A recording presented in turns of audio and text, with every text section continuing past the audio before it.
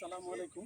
আজকে আমরা ঘুরতে এসেছি রামসাগর দিঘি। দিনাজপুরের ঐতিহ্যবাহী একটি দিঘি হচ্ছে রামসাগর দিঘি, যেটি নামে সাগর কিন্তু বস্তুত দিঘি, এবং এটি মানব সৃষ্ট বাংলাদেশের সবচেয়ে বড় দিঘি। রাজা রামনাথ এটি খনন করেন 1722 থেকে 1760 সালে। পলাশীর যুদ্ধের আগেই খনন করেন বলে প্রচলিত আছে, এবং তৎকালীন সময়ে এটি খনন করতে 30,000 টাকা অর্থাৎ প্রায় 15 লক্ষ শ্রমিক কাজ করেছিল।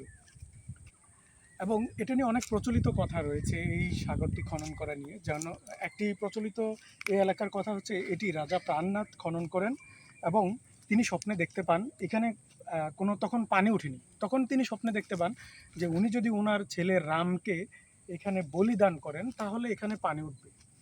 আর এটি খনন করা হয়েছিল মূলত কারণ হিসেবে যেটি বলা হয়েছে সেটি হচ্ছে, এই এলাকায় তখন চাষাবাদের জন্য কোনো পানি ছিল না।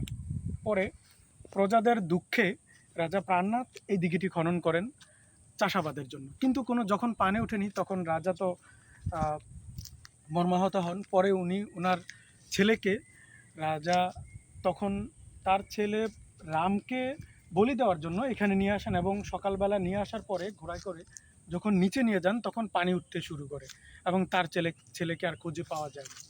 এটা একটা প্রচলিত কথা, কিন্তু এই গল্পের কোনো ভিত্তি আছে বলে আমরা এখনো খুঁজে পাইনি বা আমাদের জানা হয়নি।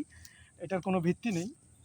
তো এই দিঘিটি আসলে মূলত দেখতে অনেক সুন্দর, অনেক বড়। দেখতে পাচ্ছেন প্রায় আমাদেরকে স্থানীয় লোকেরা যেটা জানালো যে প্রায় 4 কিলোমিটারের উপরে পুরোটা, এবং অনেক সময়ের সাপেক্ষ।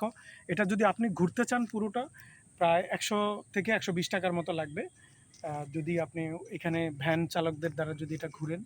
তো দেখতে অনেক সুন্দর, হেঁটে ঘুরবেন, অনেক ভালো লাগবে এবং সময় নিয়ে আসবেন। এটা দিনাজপুরের ঐতিহ্যবাহী যে জিনিসগুলোর মধ্যে এটা একটি, এবং এটা খুবই ভালো লাগে এবং মনোমুগ্ধকর পরিবেশ। আশা করি আসবেন, এবং স্টে টিউন উইথ আমিনুল।